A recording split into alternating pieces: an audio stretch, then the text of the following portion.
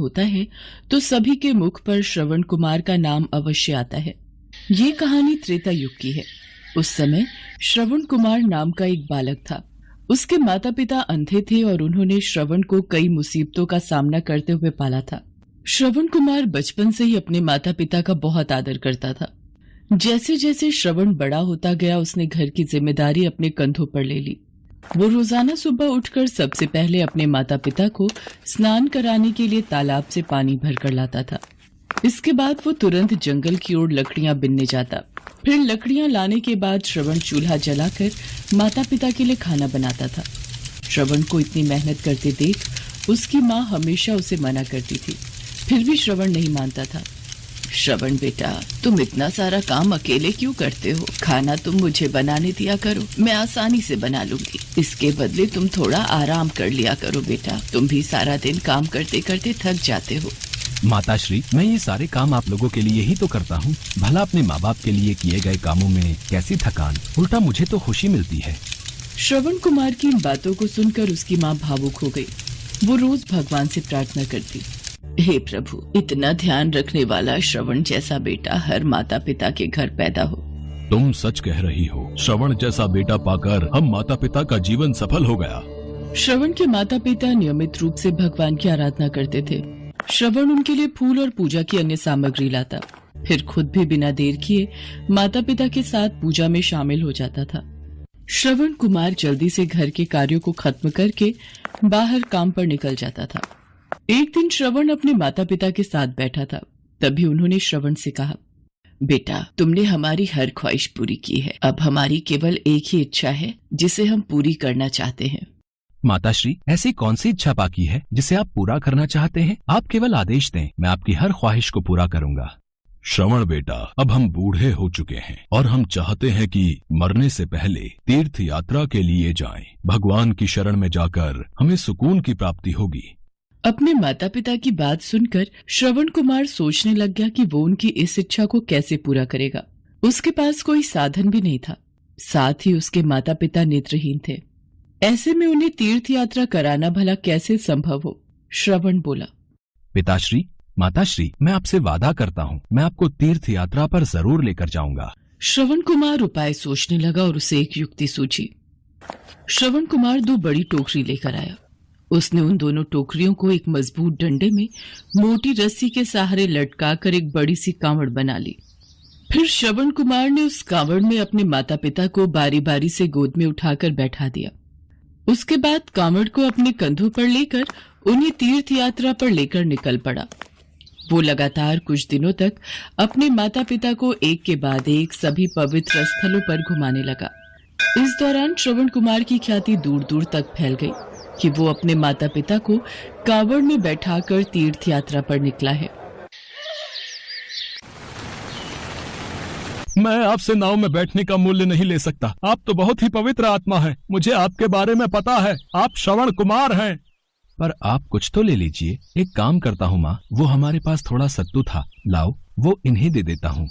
भैया जी, ये सत्तू आपको राह में काम आएगा। आपके चरणों की धूल मेरी नाव में पड़ गई, मेरे लिए वो किसी धनराशि से कम नहीं। अब मुझे आज्ञा दीजिए और यहाँ से अयोध्या नगरी की शुरुआत होती है। यहाँ के राजा दशरथ बहुत ही दयालु हैं। उन्होंने तीर्थ यात्रियों के लिए जगह जगह कुटिया बनाकर विश्राम की व्यवस्था की है। आप चलते चलते थक चुके होंगे, आप कुटिया में अपने माता पिता के साथ विश्राम कर सकते हैं। राजा दशरथ के राज्य में प्रजा बहुत सुखी है, यहाँ आपको किसी भी बात की कमी नहीं होगी। राजा दशरथ की ख्याति तो दूर दूर तक फैली सुनी थी। आज अयोध्या नगरी में हमारे चरण पड़ गए। चलिए पिताश्री, माताश्री, वो सामने विश्राम के लिए कुटिया नजर आ रही है, हम वहीं चलते हैं। श्रवण कुमार अपने माता पिता को अयोध्या नगरी के पास बनी कुटिया में विश्राम करने के लिए कहता है। बेटा, हम देख नहीं सकते, लेकिन कभी भी हमें इस बात का दुख नहीं हुआ। तुम हमारे लिए हमारी आंखें हो। तुमने हमें जिस तरह सारे पवित्र स्थानों की कथा सुनाकर उनके दर्शन कराए हैं, ऐसा लगता है जैसे कि हमने सच में प्रभु के दर्शन अपनी आंखों से कर लिए हों। श्रवण बेटा, बहुत प्यास लगी है, तुम जाकर पीने के लिए थोड़ा जल ले आओ। ठीक है माताश्री, मैं अभी जल लेकर आता हूँ। श्रवण जल लेने के लिए हाथ में लोटा लेकर नदी की ओर जाता है। उधर राजा दशरथ शिकार पर निकले थे। वो हिरन के पीछे पीछे अपना घोड़ा दौड़ा रहे थे। हिरन उनकी आंखों से ओझल हो रहा था। नदी पर श्रवण कुमार अपने लोटे को धोकर जल भरकर अपने हाथ मुंह धोने लगा। पानी में हलचल की आवाज सुनकर राजा दशरथ को लगा कि कोई जानवर पानी पीने आया है। उन्होंने बिना देखे केवल ध्वनि सुनकर ही अपना तीर चला दिया। राजा दशरथ को शब्द भेदी बाण चलाने की विद्या का ज्ञान था। दुर्भाग्य से वो तीर श्रवण कुमार की छाती में लग गया। तीर लगते ही श्रवण चीख पड़ा। माताश्री, पिताश्री, मैंने क्या पाप किया था? मैंने किसी को क्या हानि पहुंचाई थी जो ये तीर मेरे हृदय को लग गया? हे ईश्वर, ये मेरे से क्या अनर्थ हो गया? मैंने पशु की भूल में किसी मनुष्य पर निशाना लगा दिया। राजा दशरथ श्रवण कुमार के पास पहुंचते हैं। मैंने ये क्या पाप कर दिया? मुझसे बहुत बड़ी भूल हो गई, मुझे माफ कर दीजिए। मुझे बिल्कुल नहीं पता था कि यहाँ कोई मनुष्य होगा। मैंने तो पशु समझकर अपना तीर चलाया था। मैं इस गलती का पश्चाताप करने के लिए क्या करूं कि तुम मुझे माफ कर दो। आप कौन हैं? मैंने आपको पहचाना नहीं। मैं अयोध्या का राजा दशरथ हूँ। युवक, मुझे क्षमा कर दो। राजा दशरथ, श्रवण कुमार का प्रणाम स्वीकार कीजिए। मेरे अंतिम क्षणों में बस मुझ पर इतनी कृपा कीजिए। यहाँ से थोड़ी दूर मेरे माता पिता एक कुटिया में बैठे हैं। उन्हें बहुत प्यास लगी है। आप उन तक ये जल पहुंचा दीजिए और मेरे बारे में उन्हें कुछ भी मत बताना। मैं अपने माता पिता को तीर्थ यात्रा पर लेकर निकला था, पर उनकी अंतिम इच्छा मैं पूरी न कर सका। हो सके तो मेरे माता पिता को किसी कुटिया में रहने का स्थान दे देना। उनका मेरे सिवा इस दुनिया में कोई नहीं है। इतना कहते कहते श्रवण कुमार की सांसें रुक गईं। श्रवण कुमार के देहांत से राजा दशरथ सुन्न पड़ गए। उधर श्रवण कुमार के व्याकुल माता पिता उसकी प्रतीक्षा कर रहे थे। अभी तक श्रवण जल लेकर नहीं आया, बहुत देर हो गई है। पता नहीं, मेरा तो मन बहुत घबरा रहा है। ना जाने कैसे कैसे बुरे विचार आ रहे हैं। किसी तरह राजा दशरथ श्रवण कुमार के बताए अनुसार जल लेकर उसके माता पिता के पास पहुंचे। वो राजा दशरथ की आहट को पहचान गए। कौन है? तुम कौन हो? और हमारे श्रवण को क्या हुआ? वो क्यों नहीं आया? राजा दशरथ उनके सवालों का जवाब नहीं दे पाए। उन्होंने चुपचाप पानी उनकी तरफ बढ़ा दिया। तभी श्रवण की माँ ने चिंतित स्वर में जोर से कहा, तुम कौन हो और मेरा बेटा कहाँ है? ये बताते क्यों नहीं हो? मुझे क्षमा कर दीजिए, मैं आपका अपराधी हूँ। मैं अयोध्या नरेश दशरथ हूँ। राजा दशरथ, आप हमारे अपराधी किस तरह से हुए?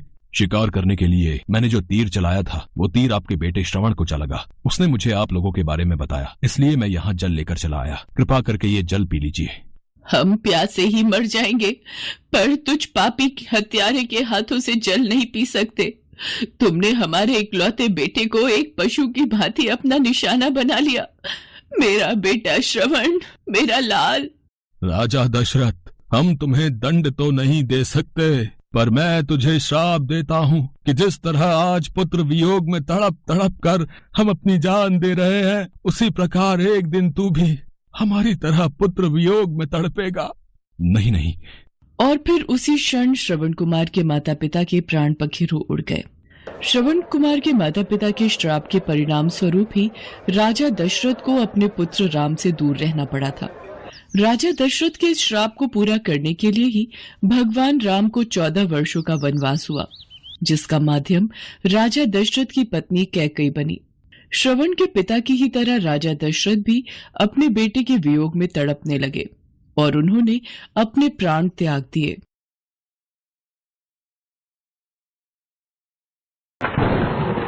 महेश और उसका परिवार बहुत गरीबी में दिन गुजार रहा था। महेश के परिवार में पत्नी शोभा और 2 बच्चे कुमुद और विवेक थे।